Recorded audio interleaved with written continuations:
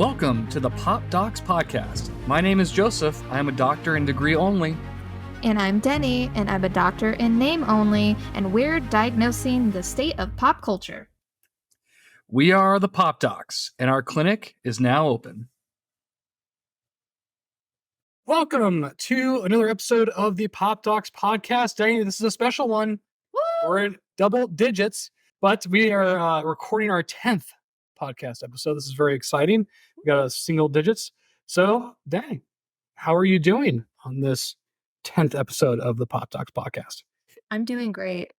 It's a great evening here in Florida, and we're about to talk about some really, really great things. So I'm very excited. Yes. And normally we have we found the internet, our news segment, but we're scrapping that because it seems to us the only thing people are talking about the last couple of weeks, Dune Part 2. What I affectionately call Dunes, which I think would have been a better title for it. But because of that, we too are talking about Dune 2. Mm-hmm. Part 2. Dunes. Because we saw this a few days ago now. I think it's been 3 or 4 days now. Did not see it on IMAX. I think I would have lost an eardrum or two if we had seen this in IMAX, even though I'm sure it would have been an incredible visual spectacle. But because it seems to be all the rage, taking up most of the zeitgeist, and it was an interesting movie, kind of spoiled my lanes. So we're going to dedicate our 10th episode here to talking about Dune Part 2. But before we get to that, a few caveats. We will get to spoilers. So there will be spoiler talk for Dune Part 1 and Dune Part 2. We'll try and keep the first part of this, particularly for Dune Part 2, spoiler-free with some general thoughts. And hopefully I'll remember to give a cue that we're diving into spoilers. We're diving into the deep end of the pool. Yeah. And you also have to rein me in on the spoilers because I'll probably just no filter and just start going off.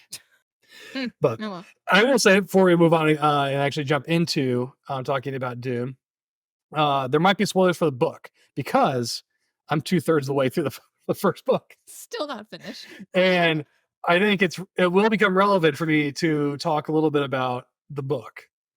And I know you have read the book. You don't care about book spoilers, do you? No. You ever plan to read the book? I guess I should preface that.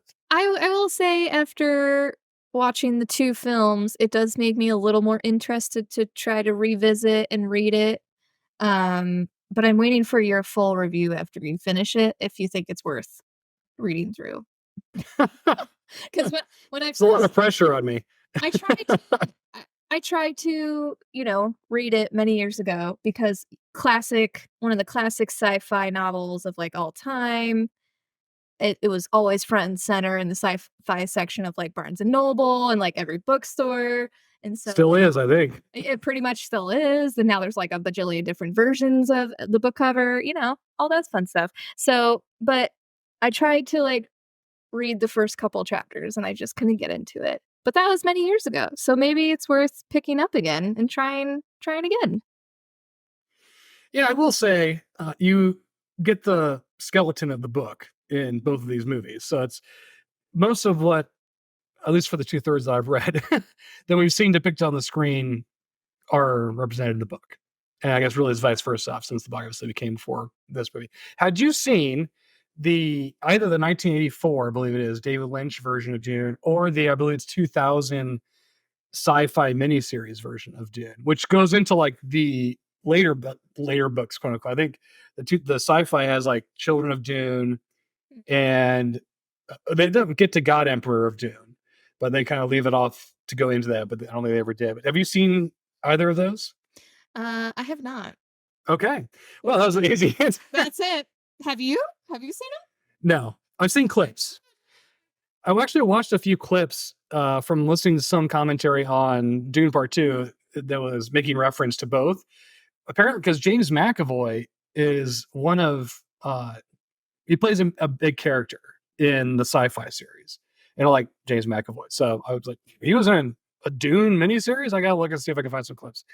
And so that's how I kind of saw a few clips from the sci-fi series. And then I've seen a couple clips from the David Lynch because I heard it was crazy out there. I mean, they depict in that one, as well as in the 2001, I think the third stage guild navigators. So you see very little of the spacing guild. And this is a pretty big deviation, I think, from the books, is these movies do not get into the spacing guild almost at all. There was like the brief reference at the beginning of the first one where it's the audio textbook talking about the importance of spice, which is about the only time you get the importance of spice, I think, in the two movies. And then when the exchange is happening, when the Emperor's herald comes to Caladan to see the Atreides, you see guild people, spicing guild people there in their crazy suits where they got the spice filled helmets and stuff like that. But anyway, the Lynch version and the 2000 version have like the end stage of what a guild navigator is, because humans like mutate if you're exposed to spice for long enough periods of time, as I understand it. But it's what allows, they're the only ones that can fold space so that the humans can travel the cosmos, the galaxy, the gnomes. So is that like what drives the importance of spice? Yes, yeah. This is one of my bigger critiques, especially after having read the book now. You don't get a real sense, in my opinion, of the importance of Arrakis, and more importantly, the importance of spice. Right. And they don't really get into it. It's I wouldn't say heavily implied, but it's implied in the second one. That we'll get to, because it serves as a key pillar for Paul Atreides' ultimate plan. But you really don't get that, in my view. I mean, I can see, especially having to have read the book, I can see how you can infer it from the second part, but it's so muted. I guess there's so many other things going on that your attention is drawn to other things going on in the plot than like the economics of the world. But the economics, certainly, especially in the books, they are the foundation of his plan and really the only reason he succeeds. We can get into that more when we get to the spoiler section. That would certainly implicate spoilers for all of that. So anyway, I just want to get your idea, because and obviously, as I just said, I really don't have any background in Dune up until part one, Denis Villeneuve's part one, part two, and now that I've read the book, because I wanted to read the book in advance of the movie. I didn't make it. I got pretty close. but I'm finishing it. I am going to finish it. I'm within 100 pages, I think, of the end, without the appendices. It's like 4 appendices. Right. I don't know if I'll go that deep into the Dune lore, because the fires of heaven is calling. And there is my Wheel of Time reference for the podcast episode. Yep, mark the bingo card. Anyway, let's get into it. So we'll talk spoilers here, because I want to kind of give our thoughts on the first part, Dune Part 1. And it's been out now for a couple of years, so I think it's okay to spoil it. So, Jenny, what were your thoughts on Dune Part 1? And if you want to use spoilers, feel free. Okay. So I would say for Dune Part 1, I had kind of zero expectations going into it, because again, haven't read the book, had a general kind of idea of Dune and the world, but figured it was probably going to be very, very science fiction heavy, obviously. But yeah, no real expectation outside of that the trailer looked visually very like stunning, and that the cast was very interesting, and it looked pretty good. So that was literally my expectation of just like, oh, this looks good. Was a little. So the trailer works. The marketing worked for you. Trailer works. It got you in the theater. It's not a hard sell to me. I like science fiction and like fantasy and like other worlds and stuff like that. So I was on board. But going in, I was like, 3 hours. That's a long film. That's Lord of the Rings status. Okay, you got to hold my attention for 3 hours. Was it that long? It was okay. I'm pretty sure the first one was like about that long too. I mean, it felt long to me, but I'll get into that. Yeah. And so, I mean, overall, I enjoyed the first one. I do think it was a little, and we'll get into this with the part 2. But I think it was doing the job of helping world build a little bit, because I feel like you need a lot of that for Dune. So I think it was really setting the stage for world building, setting the stage for the characters, and then what's to come in part 2. So it was a little slower than I expected it to be. I don't know what I expected, but it did feel a little slower. But at the same time, I really enjoyed the cinematography, the scores, um, and yeah, just overall, I just enjoyed the world and that they were creating. So I thought it was a good start. It was a little slow, but it was a good start for me. I was excited for part 2 to come out, let's just put it that way. And as I've said on past podcasts, I'm pretty sure I have been a Dune stan while you have been not as much.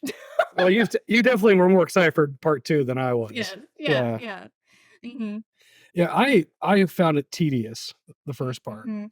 And there were some interesting shots. I thought it was very austere and fairly sterile. And so visually, I like all the machines and the planes and the spaceships. Like, so a lot of the production design in that sense, I really, really liked. But I found all the characters pretty shallow in the sense that I didn't think there was a lot of depth to the character. Timothy Chalamet was a whiny teenager, which is on point. I mean, I think he's supposed to be a whiny teenager, and I get that. I just don't want to spend 2.5 hours with a whiny teenager. And that's essentially what we got. Outside of the small glimpses of hope that Oscar Isaac and Rebecca Ferguson and Stellan Skarsgård in particular provided. And I liked Leah Kynes. I don't know who played Leah Kynes, but that was the planetologist. And I thought she was really good too. I liked her character. And then you had a lot of good like supporting characters too. Even though again there really wasn't much personality, they seemed like archetypes. You know, Duncan Idaho, the funniest name in the Dune world. Duncan Idaho, the Harkonnens, the Padishah Emperor, Gurney Halleck, Atreides, and Duncan Idaho. Idaho. And Paul. Just Paul. And Paul, just Paul. I'm just Paul. And Jessica, Lady Jessica. So it's an interesting mix of like very, very niche sci-fi names with just very kind of colloquial modern day names. Well, it's kinda like that was kind of like, Game of Thrones. We were having this conversation about Dune, in one of my work meetings, was about, like, there's a mix of, like, these very fantastical names, but then there's, like, these very just normal John. Like, Yeah. No H though, so it's a little, no, fantastical. yeah, a little different. It was funny because then, like, in Dune, you got, like, Paul. It was, like, the main character, and you're like, "Okay, sure, we'll go with that." Yeah, yeah. I liked just seeing actors that I like and I think are really good. But there was like I didn't really care about any of the characters. They didn't like I didn't think the story did anything to make me care about any of them. And I thought I did a poor job in terms of the political world building. Mm. I did not really understand at all what was going on. Other than there was some blood feud between the Harkonnens and the Atreides, and they name dropped the Emperor a couple times. But I thought they did a really poor job of setting up the political dynamics. And I don't think this is remedied really in the second one, but we'll get to that. Which is why I like the first one more because I've read the book. Because the book gives you the background. I mean, at least you can use the book to supplement what's really going on. Because in the book, so here we go. I'm going to jump into spoilers. So this is one of the things that I thought was really missing was in the movie in part one, it almost feels like the Atreides are accepting this out of obligation, as if they don't have a choice. Even if they do fear that it's some kind of trap, they have to go and it's their duty, and their house, answers every call, doesn't break faith with any of its obligations, blah, blah, blah. Mhm. That's not all what it's like in the book, because in the book, they realize they're in a political struggle with the Emperor and the Harkonnens. The Emperor has all the Sardaukar. And the Harkonnens have their own military force. And so they realize, like Duke Leto realizes that it's possibly and probably a trap. But he's gambling because he believes he can build bridges with the Fremen and basically conscript the Fremen into House Atreides and give them. And they briefly mentioned this in the first movie where they're about to meet with Stilgar, and Oscar Isaac references desert power, in relation to the Fremen, because Duncan Idaho came back and was talking about how many Fremen there likely are on the planet, and that they're fierce warriors and stuff like that. And that is a nod to, I assume, the book, and that's the whole reason why the Atreides really accepted the posting on Arrakis. In my view, my reading of the book was to basically leverage this untapped source of military strength as a counterbalance to the Emperor and the Harkonnens, and they were just betrayed by Dr. Yue before they were able to successfully do that. But I don't remember. You don't get any of that in the first movie. That's coupled with like they don't explain why spice is important. They don't really explain, in my opinion, what the Bene Gesserit's doing.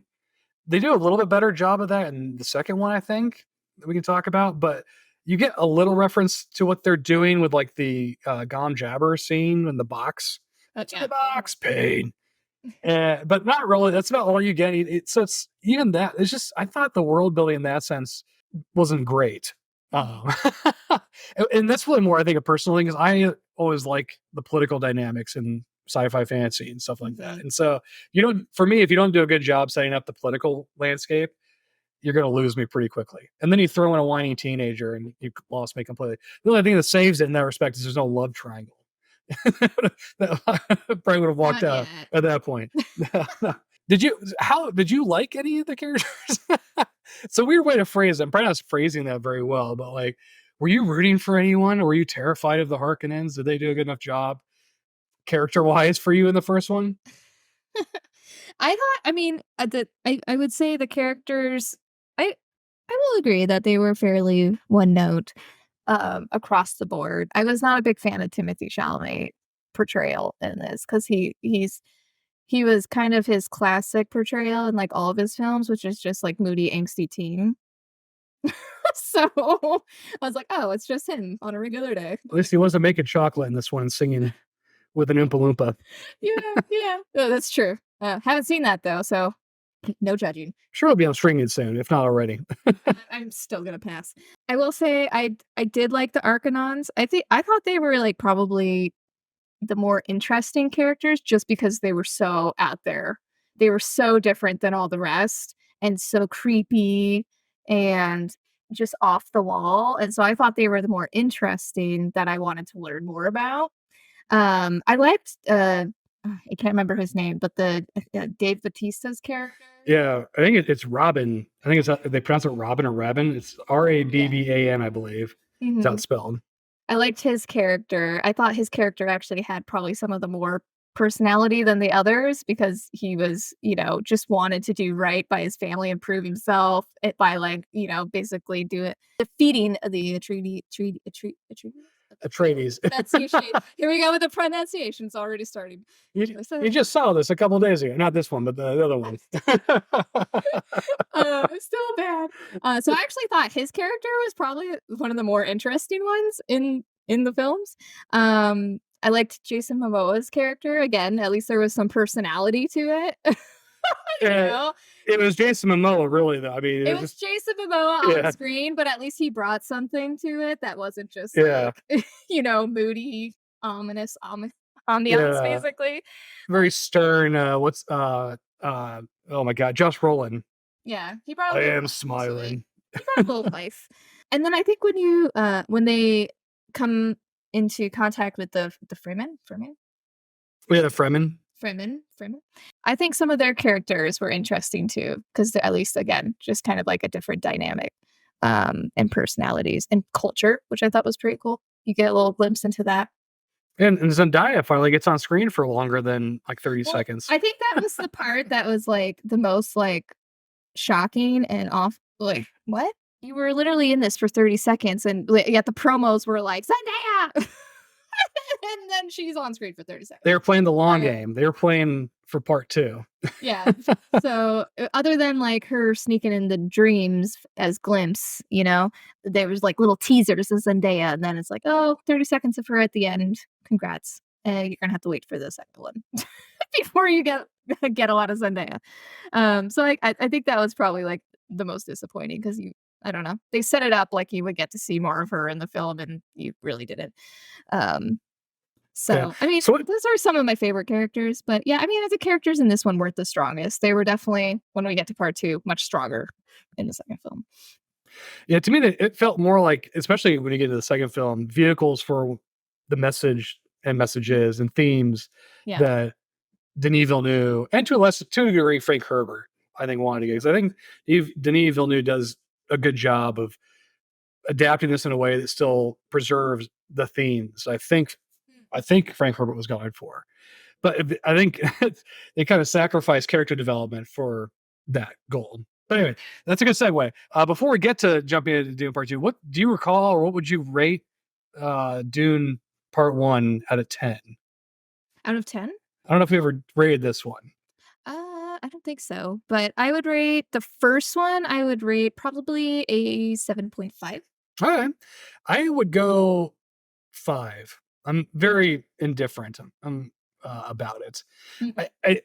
I probably would have rated it a 4 before I started reading the book. Like I said, the book actually made me like this one a little more because it kind of allowed me to fill in backstory that I thought was lacking from the movie. Having said that, though, still a 5. So I'm totally indifferent about it for those reasons and many more. But let's then segue here into Dunes. So generally, your general thoughts, no spoilies yet, no spoilers. No Your general thoughts about Dune Part 2. My general thought is that it took all the great parts of the first one and then elevated it to like the 100th degree for the second one. I think they took what worked, but then also looked at maybe what they could, amplify, and then they just applied it to the second movie, and I thought it was absolutely fantastic. I would rate this one. Are we doing ratings? Because I can give my rating right now. Sure, yeah.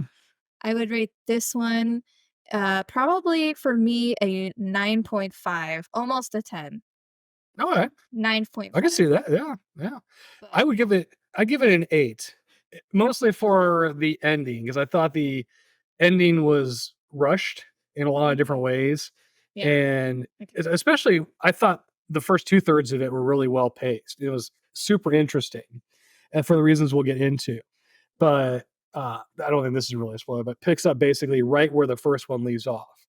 And as you mentioned with respect to the first one, when they meet the Fremen at the end of the first one, that was one of the more entertaining and interesting parts of the first part of Dune. I agree with that and agree with you on that. And so continuing with that, I was really interested in everything that flowed from that quote unquote cliffhanger.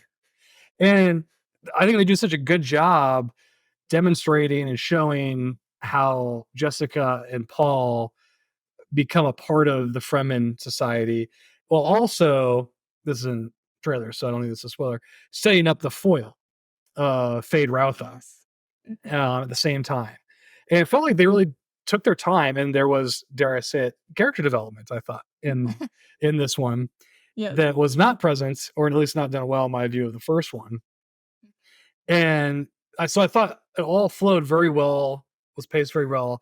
And then it almost felt like, well, we need to finish this up. We're encroaching on 2.5 hours, 3 hours. Let's crank it up and get through the battles and whatnot at the end and the resolution.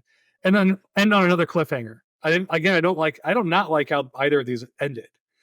They just lopped off what felt like a story that hadn't yet ended. But we can get to that later. So I really take off like 2 points, if you will, because the ending I thought could have been better on a whole host of dimensions, particularly in how it's paced. Yeah. And we should have more Christopher Walken. You always have to have more. I'm gonna take a point off for less Christopher Walken. I'm gonna do it this way. Take a half a point off because we didn't get enough Christopher Walken. We'll take another half a point off because he wasn't in his Balls of Fury costume. And I know I sent you that like roughly 1 minute clip I found on YouTube where someone edited Christopher Walken from Balls of Fury into the finale of the David Lynch Dune, and it works seamlessly. It's far more entertaining, and he's a far more interesting emperor in that. In my humble opinion. So there's 1 point off, and then I'll take another point off for what I think was a rushed ending. But we can get more into that. But on a whole, obviously, I think this was better than part one. And even if I wasn't reading the book, I think this would have been better. I think it is better. So I don't think reading the book had any effect on my view of it, my opinion of it, particularly relative to part one. This is, I think, just on a whole host of dimensions, way better than the first one. And it is a great theater experience, as many people have said. Oof, yeah. I'm glad we saw it in theaters because it's really good and it should be seen at least once in theaters for those interested in seeing Dune part 2. 100%. Yeah, I think it'll look good on television, probably on a computer screen, but it's just not going to be the same. So highly recommend seeing this in theaters if there's anyone that has any interest in seeing this. But let's get into spoilers. So spoiler time. So if you haven't seen it, you don't want to be spoiled. Come back after you've seen it. And give us your opinion on what you thought about Dune Part 2. But anyway, so what worked for you? Let's talking spoilers. What worked for you in this? Why was this movie better than the first one? How did it get escalated? Oh, well, I thought, one, I think it goes back to just the storyline of this part of the film so far. The storylines were much more interesting, and I think that may have helped lend itself to the character building because you get to see, Timothée Chalamet actually showed like a little bit of emotion here and there throughout his portrayal as he was like struggling with, becoming Muad'Dib. Here we go with the pronunciation, folks. Just Muad'Dib, yeah, M-U-A-D apostrophe D-I-B, I think. Yeah, how he didn't want to become him, but then eventually had to like accept it, and then you just see the struggle there. You got a really you got the love, you got a romance thrown in there because why can't you can't have a good film without some kind of little romance. You finally get to see Zendaya's character Johnny. I started spelling it. C-H-H. Johnny. Not Johnny. Johnny. Well, it was funny when it was first on the screen and he said Johnny, and I was like, Johnny? That can't be right. Paul, Johnny, what's next? And she's also, I forget the Fremen name, but her true name is Desert Spring. Desert Springs, yeah. And he's Usul, the base of the pillar. Usul Muad'Dib. And so I love that. I think it was like a perfect mixture of like action. You get to see kind of like this religious undertones of him becoming Muad'Dib. You see more about these freaky Arcanon characters and you actually get to see their world. You mean Harkonnens? Harkonnens, whatever they are. I don't know. Terrible with pronunciation. I can't remember. But you get to see their world, which is like such a juxtaposition between Arrakis. Did you see this movie? I did. I swear I did. I'm just not good with pronunciation. Are you reading a Wikipedia article right now? Everyone should play a drinking game, and every time I mispronounce a name in this podcast, they should take a drink. But responsibly, please. Thank you for that public service announcement. But yes, the juxtaposition of the different worlds, you get to see a little bit more. I mean, the characters are hilarious. Stilgar, I got that one right. It's Stilgar? So funny. I love Stilgar. Yeah, Did I get that right? Stilgar, yeah. I loved him. I loved him as a character. I thought he was great. He like brought some like comedic relief to it, but also like played basically this religious fanatic who like 100% believed in him. So I thought his character Lisan al-Gaib. Fade Rotho, Austin Butler did a really creepy job with him. I thought he was a great bad guy, psychopath. I will say his voice drove me insane. You fucked the Atreides. I can't even try and do it. How he got down to. He apparently worked with a dialect coach to be able to mimic Stellan Skarsgård's Baron voice. there were parts that were like, okay, it sounds okay, but there were parts I was like, no, please stop talking. Just fight with knives. Just look creepy and fight with Yeah, knives. that's it. Don't But need I you to do thought, anything else. but I mean, he played a great psychopath.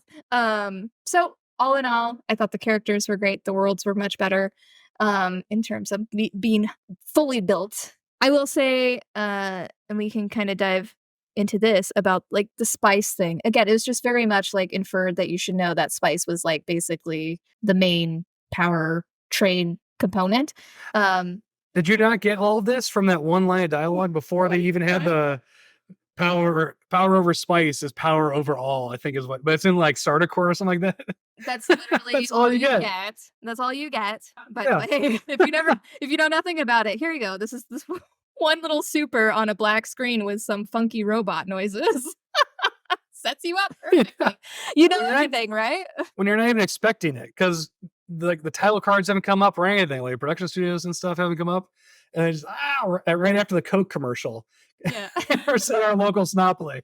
It was kind of jarring. I'm not gonna lie. Maybe they did. It woke me up. Whoa, okay, we're going. Maybe that was the purpose, to like catch your attention and be like, we're going in, folks. And oh, by the way, this is really crucial, so pay attention because you're only getting it once. You get one bite of the apple. That's it. You get one explanation, and that is all. Good luck. Yeah, well, so we can jump to that real quick, and then I can go back and kind of my the things I really liked. I think they did a really poor job of handling spice and the importance of spice, because the whole point of like that's the way that Paul is trying to get back at largely the Emperor, but certainly the Harkonnens as well, is he's trying to disrupt spice production, and because the galaxy runs off of spice because it's the only way for galactic travel. And so that's who he or she or they who control spice basically control the galaxy.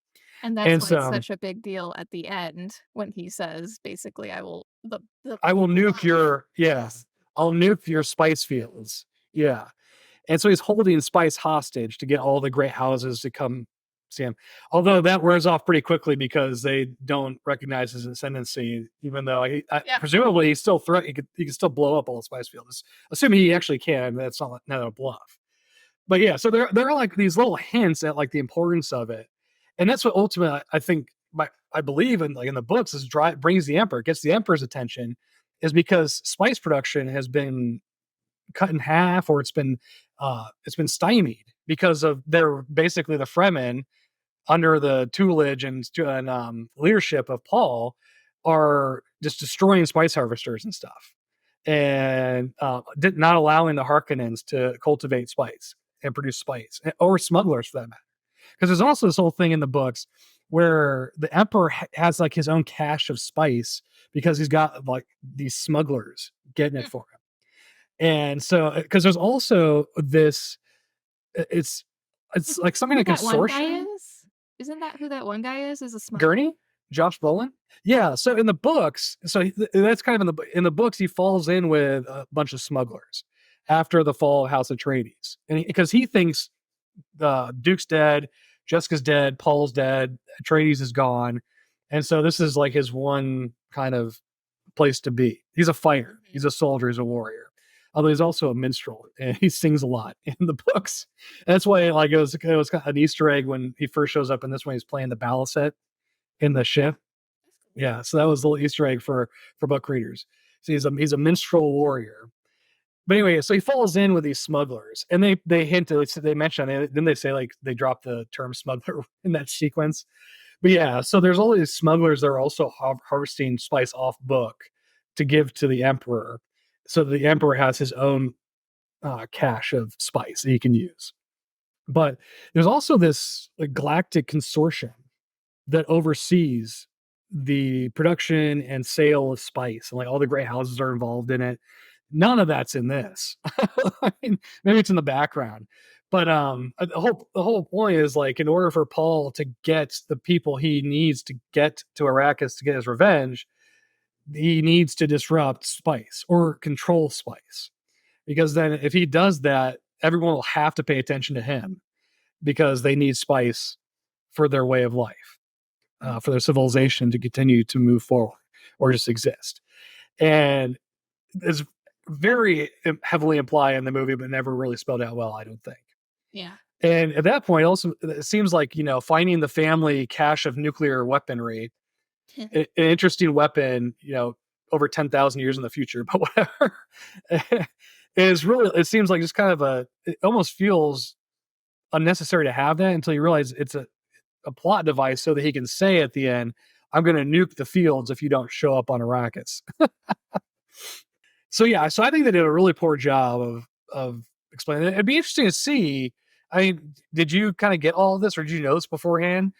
It would be interesting to me, like, do non-book readers really understand what's going on with spice and why the Emperor is so concerned about Muad'Dib and the legend of Muad'Dib on Arrakis? Mhm. You get it from the Harkonnens because you realize their wealth is tied to it, so you understand, like, they have Right.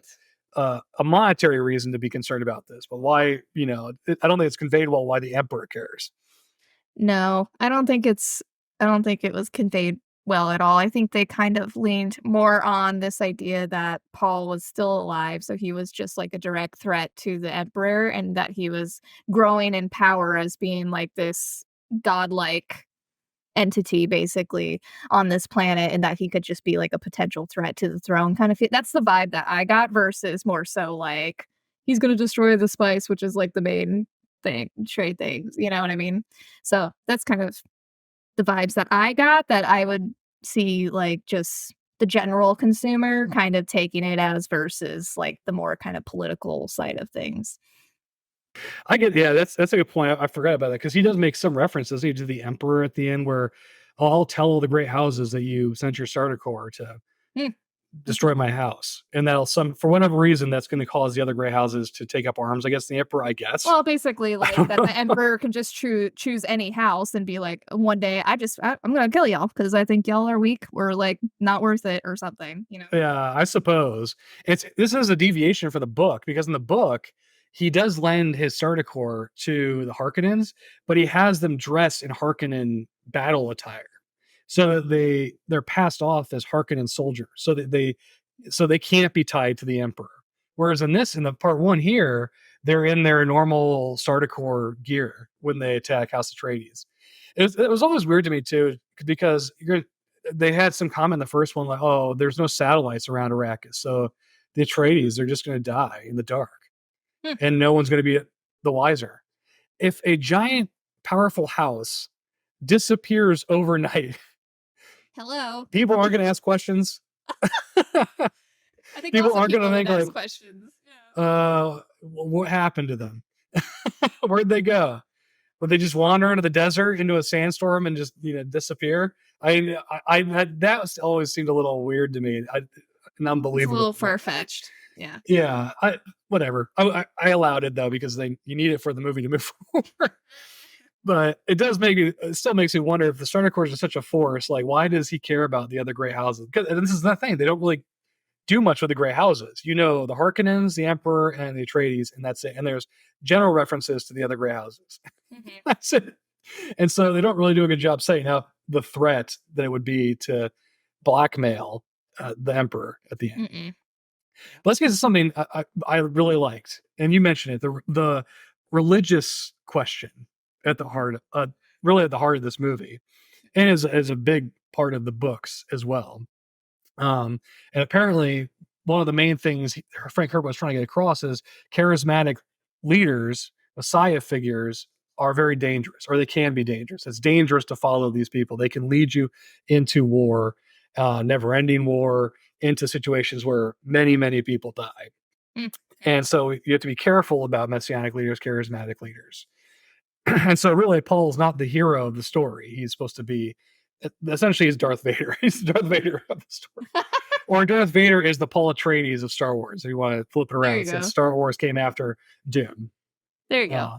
Yeah, but certainly that's not, it doesn't seem how it's depicted in the movie. I mean, this is really like a revenge tale in a lot of ways. Is how Paul Atreides has manipulated the Fremen into being the force he uses to gain his revenge over his enemies. So I think it's where kind of where like the 2/3 of the movie I thought they were really doing a good job diving into this religious question, religious dynamics, and then it just felt like they disappear largely from the end of the movie when we get to the duel with Feyd-Rautha. And you get a little bit as Stilgar's going onto the ship to paradise or whatever, at least on Al Gaib. Yeah. But until you get to that part, I thought it was fascinating, this whole dimension. And I really love that they have this division among the Fremen, where like northern Fremen are much more agnostic, if not outright atheist. And they're very flippant and derisive toward the southern tribes. They call them the tribes of Fremen, sects of Fremen, whatever they are, the southern Fremen, and about their religious beliefs and their fanaticism. They go so far as just to call them fundamentalists. Yeah. So I was like, okay, well, now we're not using subtlety at all. We're just going straight to the heart of this issue. But I thought it was such I love that there was that dynamic. And it's so interesting that Paul originally fell in with the northern Fremen. And I wonder, they don't get into this, and I wonder if how this evolved. Because the southern Fremen don't really seem to have any interactions with the Harkonnens or any off-worlders. Because it sounds like, if I understand the geography and the planetology, is that the biosphere, whatever, the environment of Arrakis, they're basically surrounded by a barrier of sandstorms that no one can traverse except them, on the backs of the worm, Shai Hulud, which I have questions about, by the way, the logistics of that. But that's for later. Well, that's for later. Some stuff's left to the mind, Joe. Okay. It drove me nuts. How in God's name, how in Paul Muad'Dib's name, do they have litters on the back of these sandworms? How did they get off the? Before you that, how did they get off the? Do they just kind of leap? Whatever. This seriously. As soon as Paul got on the sandworm the first time, immediately I was like, "How's he going to get off this thing?" I was sitting there waiting. I was like, "Please don't cut away. Please show me how he gets off. Please show me." No. And then it only escalates from there. This is their means of transportation, and their entire siege travels on these things. And then they ride him into battle, which was a cool shot. I love the one Fremen with the Chinese flag on the back of the worm. That was cool. I really like that. The entire movie from that point, I was like, how does this work? It really was bothering me. I was really bothered by this. How does this work? How do you, especially the litter, how do you get a litter that people are in on the back of a sandwich? You can't. I don't think you can pull it over. That's why they didn't show it.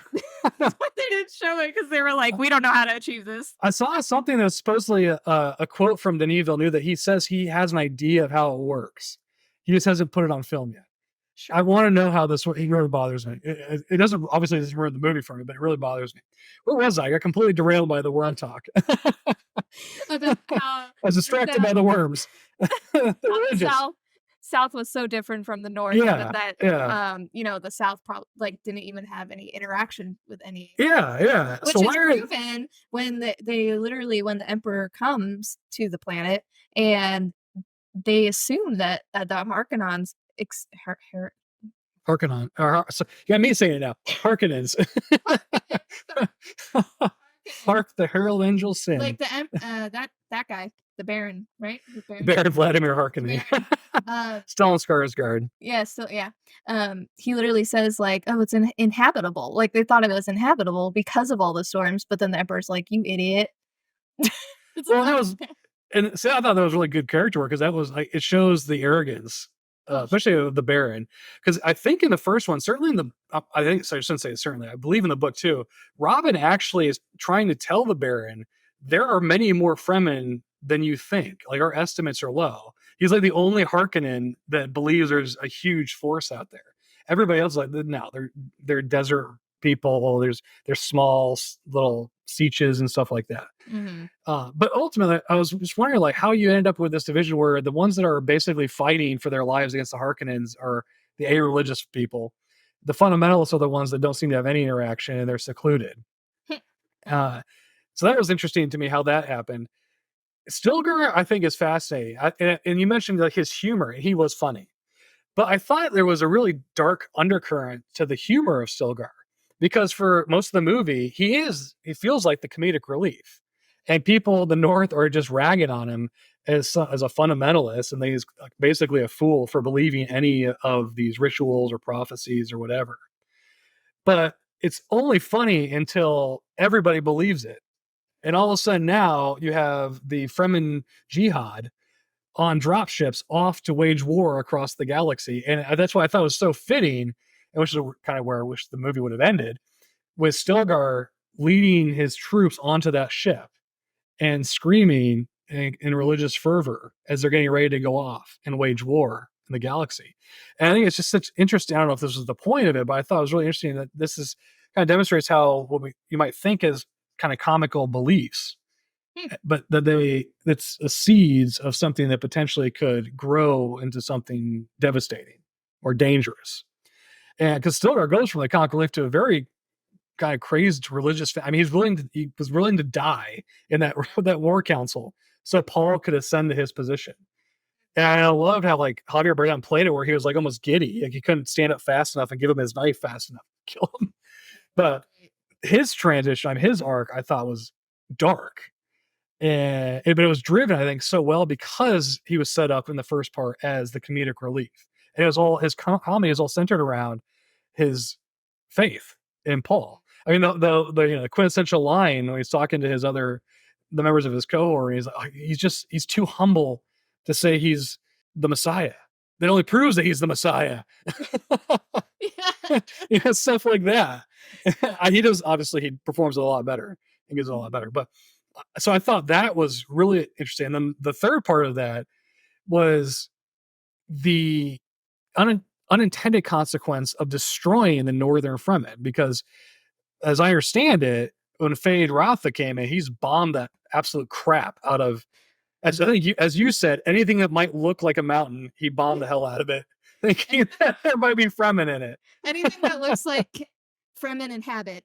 He was like, let's just bomb the shit out of it. Light it up. Yep. But in doing that, he basically got rid of all of the non-believers. The only Fremen left were the ones in the south. Outside of like, we saw where Chani, because even Chani's friend guy, that was another one thing I didn't understand. Why is she still there? I didn't understand. They didn't say anything about like, we need someone to cover our retreat. I don't remember that anyway. But so I thought that was like the third part of that I thought was really interesting, is that cleared the path. So like all these, by waging war against the Harkonnens, Paul basically set in motion Fade Rotha taking control of Arrakis, who then destroyed the only kind of bulwark to the fundamentalists in the south. And so all that was left were the fundamentalists and the fervent believers. And then of course Paul literally drank the Kool-Aid himself. as Zendaya or her friend says, the worm piss. Ew, so gross. That's all I could think of after that. Yeah. Drinking the worm pee. Yeah. So I thought all of that was great. And then of course, like I said, it almost gets dropped as soon as the big battle starts. And then you see it's the very end where they're getting on the drop ships, and they kind of get back to it at that point. But really it's all about his revenge, in my opinion, at that point. I mean, he's even forcing the Emperor to kiss his ring and everything. And Gertie's there, yeah. He's enabling everything. So that's probably my favorite part, was all this whole dimension, because I thought it was just fascinating. I thought it was well depicted for 2/3 of the movie, and then it just kind of dropped. And I guess you could say, well, maybe Chani's being the last one you see, and she's not happy. Is kind of, I guess, the button on top of it. I don't know, but yeah. So that was probably my favorite aspect of this particular movie of Dune Part 2. That's why I really liked it so much, because I thought the ideas behind it were, and the internal debate of it was fascinating. No, it was well done. It was well done, especially in like a setting of like a science fiction world. Mm-hmm. I thought it was really well done. Let me ask you a question. I have a question, because I've heard this commentary now. I've seen this commentary, heard this commentary. What do you think Paul and his mother were actually fulfilling prophecies, or were they manipulating events to fulfill prophecies? Because I've heard people suggest that the messaging gets muddled because, they're actually, the prophecies are coming true. Everything that all the prophecies they utter happened in the movie. Mm-hmm. I think they are manipulating events to their benefit, because there was the instance when his mom drinks the worm pee and, it becomes the mother or whatever, the Reverend Mother. And Paul is, I think he's telling Johnny or maybe Sildar, one of them, that his mom was basically trained in consuming poison, and to be able to survive being poisoned, basically, and probably different forms of torture and stuff. That was great. I Trained. love that scene when he Oh said my that. god, it was so great. And so I feel like it was like in that instance, I was kind of like, oh, she's probably just, setting the stage for her son to basically, become this messiah kind of figure. And so that's kind of why I'm leaning towards this, what you said is this idea of like they were just they know how to play the game. And the Freemen aren't exact. They Yeah. know how to play the game of houses, and the Freemen do Dias not. Damar. Yes, and they do not, and so they know how to manipulate and influence people. It's what they were trained to do, basically. So That's my view too. I don't buy at all that this was just happenstance or coincidence. I think they manipulated all of this, and because they knew for a long time that Johnny's name, like troop name, was Desert Springs, or translated to Desert Springs. That wasn't unknown to them, and like Jessica even used the voice on her to get her to act. And so I got the impression everything that they knew the prophecies, or at least they knew what the prophecy said, and knew they conceived of ways that they could conceivably fulfill them, quote unquote. And so to me, they manipulated all of those. And so I don't think they were coincidentally actually fulfilling prophecy. By the way, did you understand where all the prophecies and the faith came from? Because it's very specific. The book is very specific on how this comes about, actually. I'm trying to remember. Did they mention it in the first one? I think they allude to it. They allude to it. So Is it the passing down through the Reverend Mother thing? kind of. It's the Bene Gesserit. It is the Bene Gesserit. Okay. The Bene Gesserit has this program called, I think it's called the Missionaria Protectiva. And it's all about seeding religions throughout the known galaxy with different communities and civilizations to pave the way down the road for I can never pronounce, the Kwisatz Haderach, which is their like perfect being that they are able to birth over generations. Because there's also this whole birthing program, the eugenics program, that they've been cultivating that for centuries. And so I believe Paul he's like the Kwisatz Hatter. They think it's going to be a woman, I believe, because they only try to conceive like daughters. They want the bloodline to go through daughters, but Jessica, is like what they hint at with Fade Rotha when she's like the bloodline secure. Yeah, girl as request. Yep. Whatever. Mm-hmm. And I believe in the book there's something about like Jessica knew she was going to have Paul and knew he was going to be a boy, and the Bene Gesserit like looked down on her for having given birth to him because he wasn't a woman, and they want like the bloodline, I believe, to go through. Hopefully, I'm getting all this correct from the book. But so like all of these prophecies about the Messiah were implanted by the Bene Gesserit, and then certainly they can evolve over time internally to those civilizations. But it's supposed to pave the way for their kind of godlike figure. And it's the Kwisatz Haderach, I believe the idea behind it, if I understand the book correctly, my only read, is supposed to be able to see through space and time. Kind of like what Paul does. They portray it more like dreams in the movies. But then certainly after he has the water of life, I believe they're trying to say he's now like completely prescient. He can see the future and the past and the present all as one. But he can also see different futures based upon different variables and how different paths will or different choices will lead to different paths and whatnot. But yeah, that's another thing I don't think they do a good job of really explaining. Like, the Bene Gesserit's actually behind, and so the Bene Gesserit kind of planted the seeds of their own destruction, or at least the destruction of the Imperium down the road without realizing it. There you go, a little Dune lore. Dore, loon, a little loon. I'm trying to word meld them, and it's not working very well. All right, so we're talking waxing poetic about things we really liked. Anything that didn't work for you? I will say Must be some, because I think you said 9.5, right? Was the number so it's got to be a 0.5. Yeah, there's a 0.5 in there. I feel like they did 2 characters kinda dirty, which made me sad, and that was Dave Bautista's character, Robin. Um, Hmm. I mean, he was basically just a big wimp throughout the whole Hmm. film, and I was like, Yep. What happened to the guy in the first film?"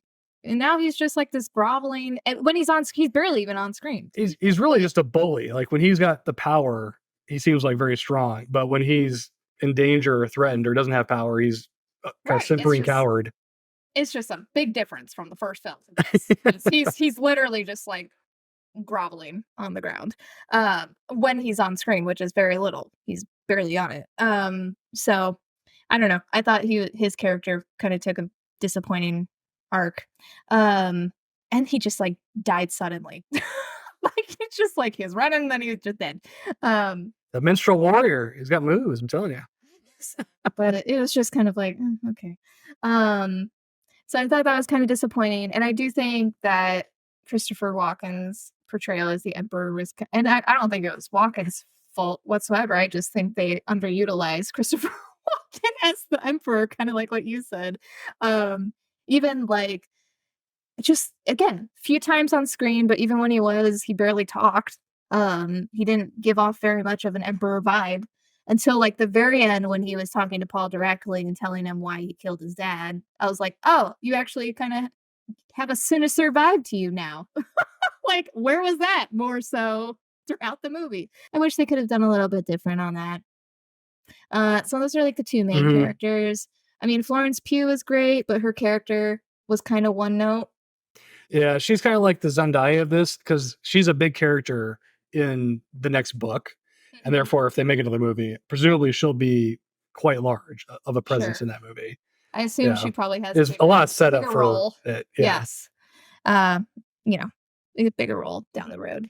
So I think those are kind of like the more disappointing. I mean, there's like some kind of like plot hole stuff, kind of like we already mentioned, about, like the Fade Ralph that all of a sudden he's just like bombing shit and was able to destroy like the Yeah. whole Northern Freeman. And it's like that's kind of a stretch.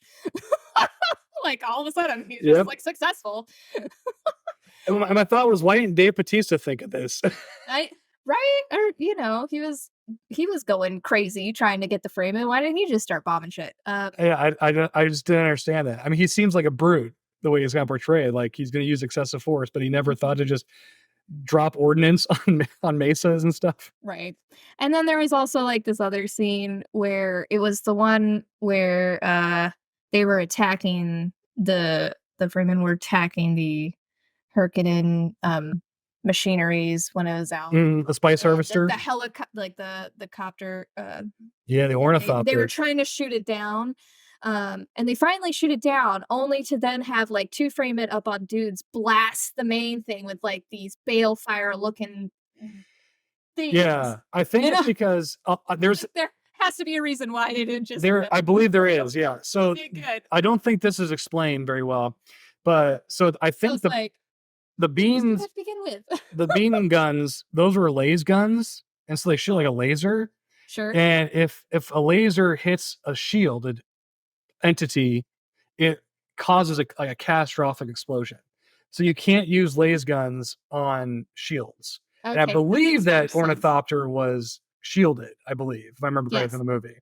And so, Could like I said, they don't explain this in the movies, but shoot it when it's shooting or something. The shield goes down when it's shooting. yeah, and they had like a bazooka, they had like a grenade launcher too. They weren't using a laser gun.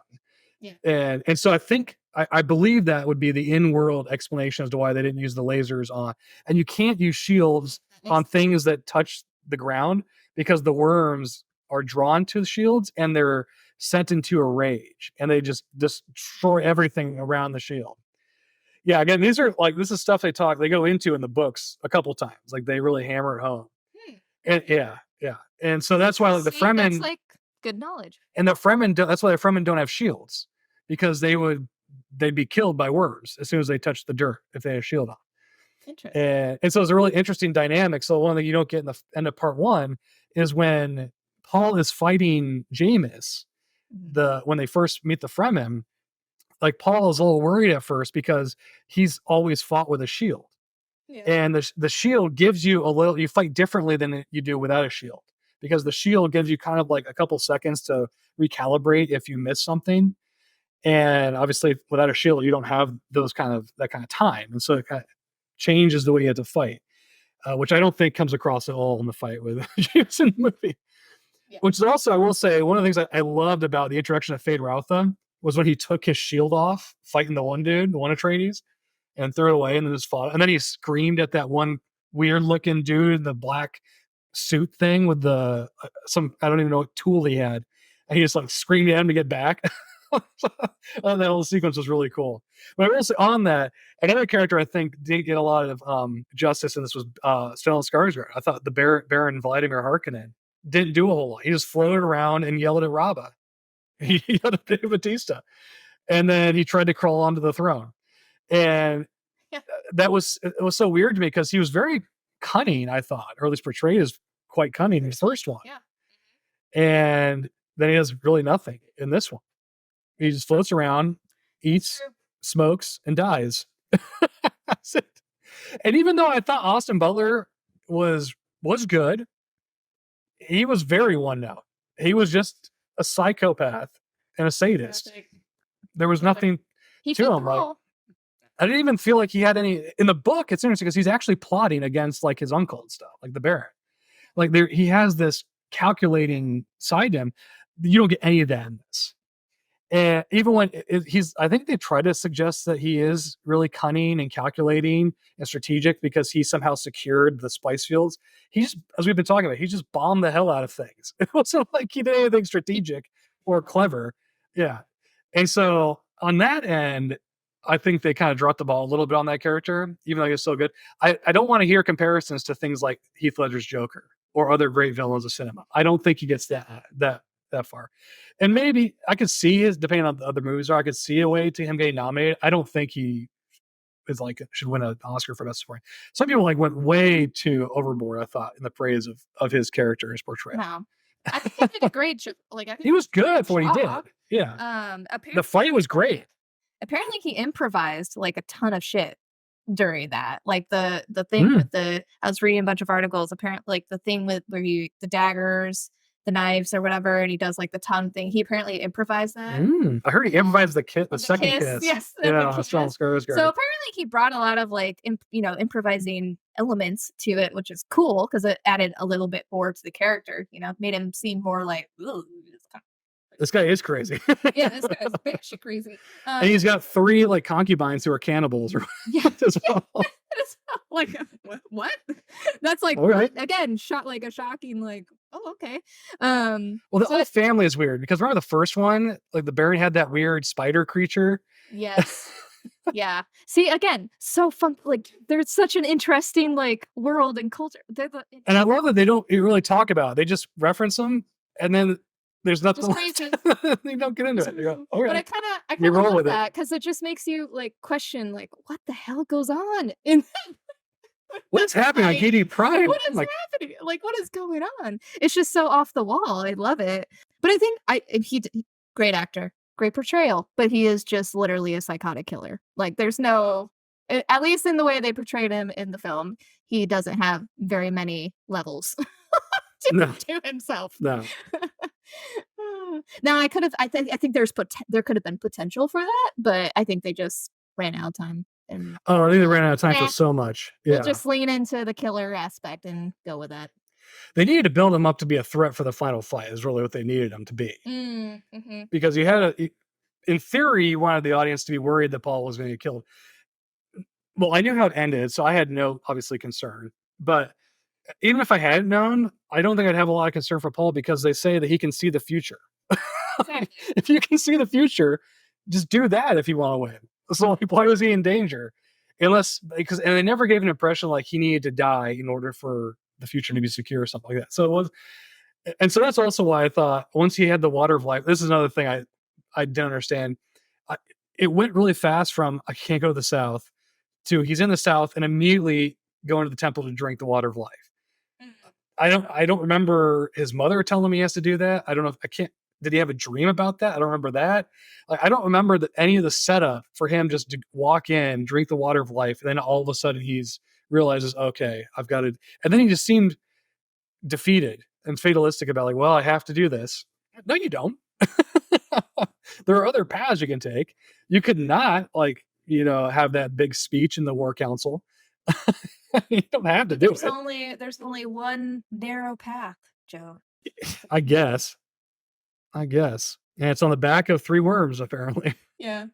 Still don't know how they get on there, but who knows? Still bugs me. We'll find out in the next film. We were promised. Yeah. What did you think about the whole like his sister talking through his mom and to him essentially? The brief glimpse.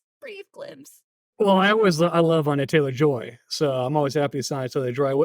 When she popped on screen, I kind of hope you're watching Furiosa instead of doing it that. We'll be there soon.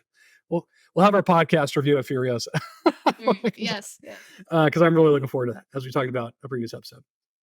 So I always love when she pops up on screen. I think she's great.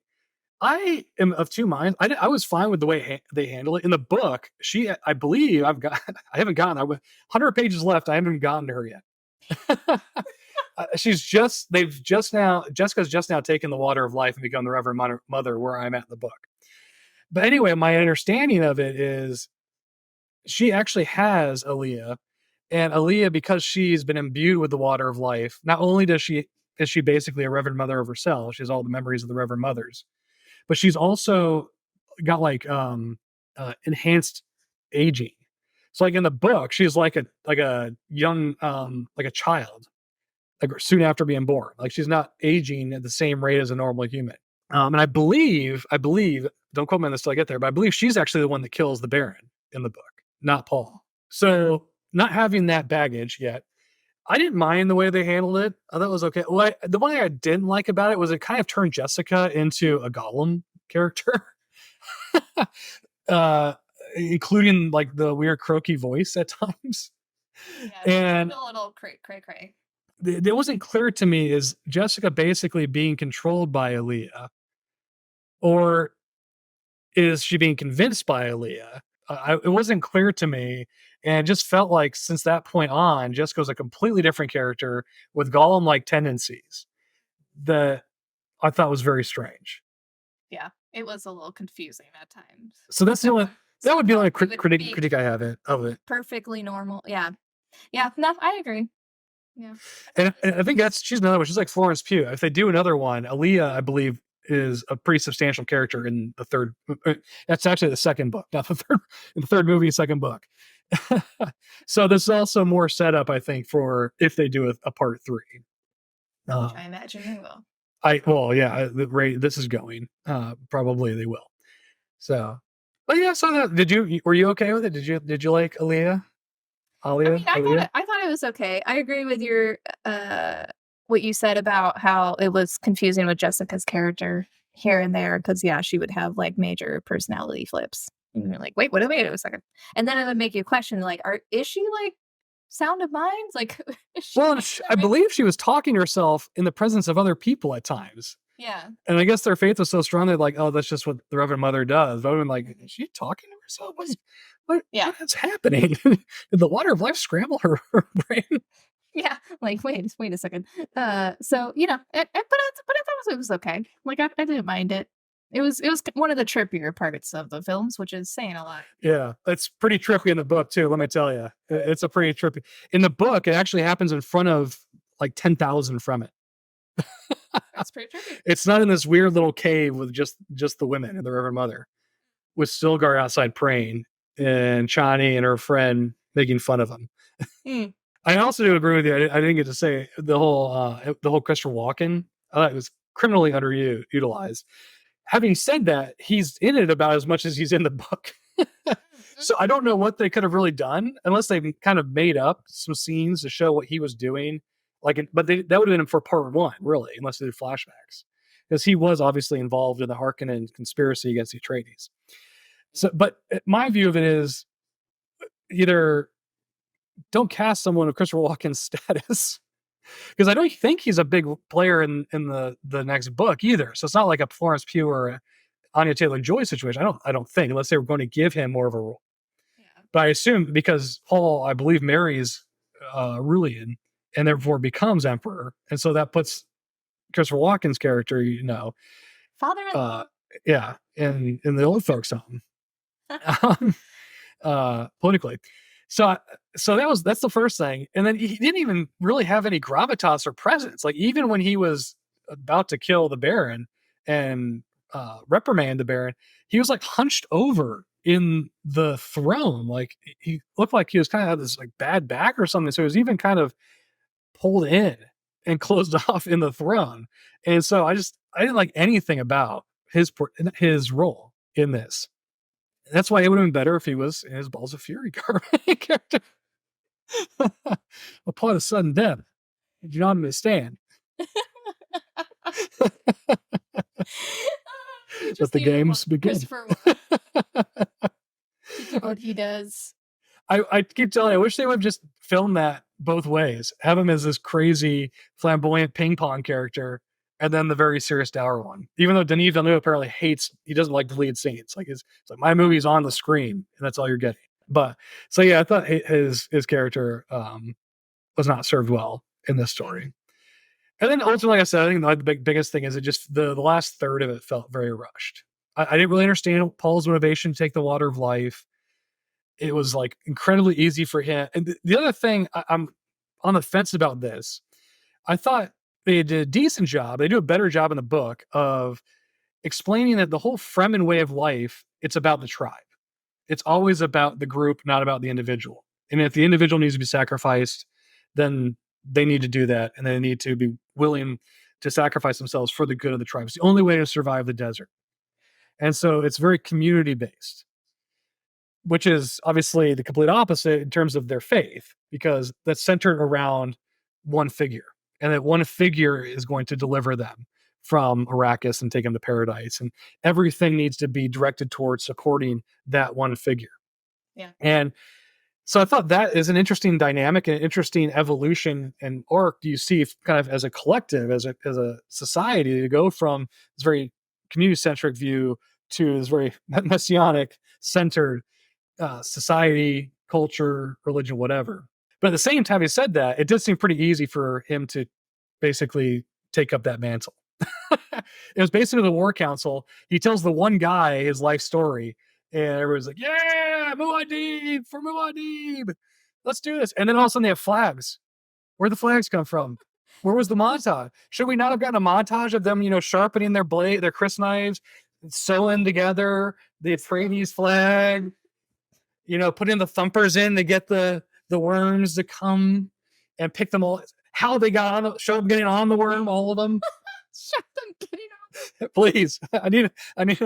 Can there be like not deleted scenes, obviously, but some kind of behind the scenes thing where Denis Villeneuve's like, oh yeah, he has like little Warhammer 40K figures on like a little tabletop board that he's showing. Like, this is how they do it.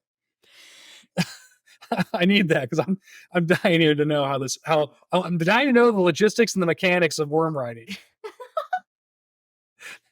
It's the biggest question I had after this movie. How do they get on and off the worm? That's awesome. It's gonna be Dune Part 3, the worm cut. It's just gonna be all about the mechanics of the sandworms. Worm cut, I love it. Then I don't want them to sneak in subtly a shot from Beetlejuice where they show the sandworms on the moon of Jupiter or something. I forget exactly which planet it is. Not mentioned, just keep going. That's great. This is something I don't need left in the imagination. I need to know the mechanics of the worm running. By the way, I don't know if you saw, but there is a clip on the old X Twitter machine of a guy who went to see Dune. Did you see this? He actually like built a worm that moved. And he's zooming around the lobby. He had the little hook thing. It's like at the front too. It was so good. You're going to see a bunch of those at Comic-Con this year. There's got to be a bunch of people cruising around on it. Maybe it'll be this person. He's going to make this his thing. They should, because they looked freaking awesome. Yeah. Maybe there's going to be a booth selling them. How do you make your own sandworm riding kit or something like that? I told Rob, I was like, Rob, you have a one wheel. Why don't you do something fun like that and become like a viral sensation? You could show how they get on and off the worms. But you have to have the whole thing. You have to have the whole process. So like you need to be somehow controlling it remotely. So it's going by, and then you see Rob just run from out of frame and jump on top of us and write it off. Oh my god, too funny. Oh my gosh. Oh. So anyway, it's nice to talk about a movie we both liked. I know. I'm so happy you liked it, Joe. Finally, we can kumbaya about Dune. Yeah, I had quibbles, but that was all they are, quibbles. It was good. I should wrap this up. So you already know what I'm reading. Or one of our last two segments that we always do, what we're reading, books we're reading. I am trying to get to Fires of Heaven. I'm so close. I'm almost done with Dune. And then it's Fires of Heaven time. 100 pages. I did, because I have Audible now for my commutes. I actually did listen to a book in this time. I listened to Project Hail Mary from Andy Weir. Great talk about sci-fi. Great sci-fi book. It's the guy that wrote The Martian. That was adapted into a movie starring Matt Damon, among others. But one of my favorite characters I've read in a long time is in this book. But I think this character became my favorite because of the voice actor. The voice acting and the sound effects were really good associated with this character. Big difference. Mm-hmm. I don't know if I would have liked the character as much if I read the book, but maybe I would have. I don't know. But definitely, big recommend Project Hail Mary. It's been out for a couple of years now, though, so it's not like this is a new book. But wonderful book. Definitely recommend. And I'll try and get through Dune for the next time we do our 11th episode. Hopefully before our triple digit episode, I'll have finished Dune. We can only hope. So what are you reading, Danny? We know you finished Fires of Heaven, so you're not in the Westlands I finished a couple anymore. of things. Yeah, I finished The Fires of Heaven, which was fantastic. I read, what else did I read? I read Midnight Ruin. What is that? Which is the 6th book of the Dark Olympus series. Oh my gosh. So instead of the sexy dragon book, the sexy Greek god book. Well, it's funny you mentioned sexy dragon book, because I also read a sexy dragon book. Dragonfire in between there, yeah. I see what your wheel-time palette cleansers are. You finish the thick book with small print and go with your sexy dragon and I'm bouncing around series. And Midnight Ruin had just come out, I think. Anyways, so yeah, I've read those two, and now I'm reading a really short. I'm back in the Buffy Angel universe. Ah, nice. Just again, palette cleanser, if you will, and just reading one of the Angel books called City of. It's the beginning book, basically, of what he does. When are you gonna do your next Buffy rewatch? Oh, it's funny you mentioned that. I was literally thinking about that today. I should probably rewatch that, because I don't really have a show at the moment that I'm watching. You should watch Shogun. Shogun's really good. You have mentioned Shogun's really good. I've seen the trailers and it looks good. So yeah, that's really good. Yeah. So sticking with the theme of reading, you got a bookstore to shout out for us this episode? Yeah. Yeah. I was trying to think of one that is unique and different. And it's actually a used bookstore. Okay. Pretty much strictly all used, actually. And it is located in St. Augustine, Florida. I also thought of this one because I'm craving a trip to St. Augustine. And it's called Second Read Books. And it's the little tiny used book. It's very tiny. Mm-hmm. And it's right across from the college there. And it's great. It's the same old woman who works there. I swear, she's there every single time I've gone for years now, and she's awesome. And they always have a good select, especially their little tiny kids corner. It has great kids books, and lots of good, actually, sci-fi books. A lot of good sci-fi books too. Good sci-fi selection there usually. Isn't this woman kind of living your dream? Is it your dream to? She is retire and open your own used bookstore? Yeah. A quaint little town? Yeah, she just opened a bookstore and just sells used books. And it's great. I want that life. I just want that life. It can happen. Yeah. Yeah. So Second Read Books in St. Augustine, Florida, if you ever find yourself there. And do the ghost tour. You won't see ghosts, but you see some cool places in St. Augustine.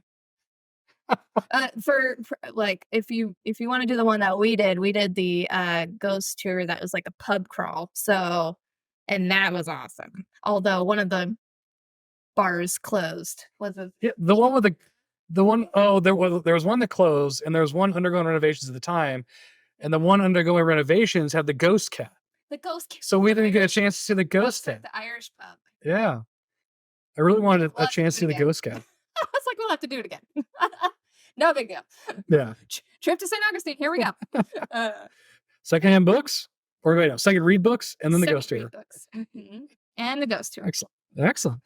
Okay. Well, this is a fun-filled episode 10, Denny, talking Dune and other things. So for those listeners interested in our content, where might they find it? Well, you can find us on the YouTube at the Pop Docs, and then you can also find us on the Twitter X, as well as Instagram at the Pop Docs Pod. Come join us, chat. Well, with that, Denny, it's been fun, but for now, the Pop Docs Clinic is officially closed.